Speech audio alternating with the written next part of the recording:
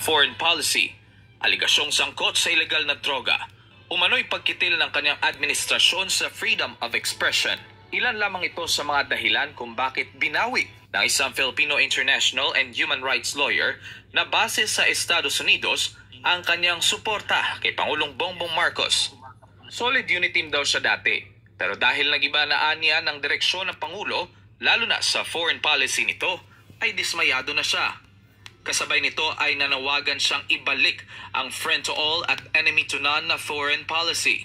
Nakita ko yung matinding 360 degrees na pagbabago, lalong-lalo na sa usapin ng foreign policy ng Pilipinas. Kahit na nung unang bisita niya rito sa Amerika ay matibay at maliwanag yung kanyang pronouncement that we are friends to all and enemies to none. No? Pero nung pabalik-balik na siya ay makikita natin yung unti-unting pagbabago. Nakikita raw ni Valera na posibleng may pressure sa Pangulo sa nangyayaring hidwaan ngayon sa South China Sea, bagamat hindi niya masasabi kung ito ba ay dahil sa kaso nito sa Amerika kaugnay sa umano'y yun. ng mga Marcos. Yun ang dealing. Merong malinaw na pressure. Yeah. May malinaw na external pressure. So, ikakawin ko yan doon sa usapin ng South China Sea at West Philippine Sea, no? Whether may mga personal dealings yan or secret dealings in exchange of that, ang mahalagang bantayan natin is yung pambansang soberenya. Pero aniya, unahin na lang sana ng administrasyon ngayon ang pagtugon sa internal na mga problema ng bansa.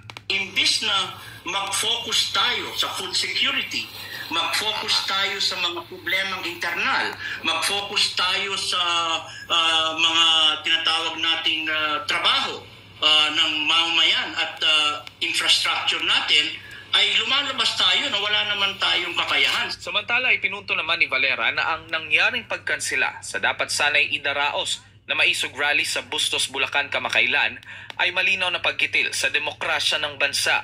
Yung pagkitil at pagkitid ng demokratikong espasyo ay indikasyon yan ng authoritarianism. Yes, no? Claro. Hindi yan normal sa isang bansang demokrasya. Lalong-lalo na sa pagrespeto ng saligang batas tungkol sa malayang pananalita at sa isang matahimik na pagtitipon. Ang kontrobersyal din ani ang pagkakasangkot ng pangalan ng Pangulo sa isang dokumento ng PIDEA na nagsasabing gumagamit ito ng iligal na droga ay dapat na rin itong sagutin sa pamamagitan ng voluntaryong pagpapadrug test. Nananawagan tayo kung ayaw niya ng voluntary testing doon sa 5 sinabi ko ay nandiyan ang judicial. No? Sa judiciary ay pwede rin siyang i-compel kung merong tinatawag nating seryosong aligasyon at ebidensya. No?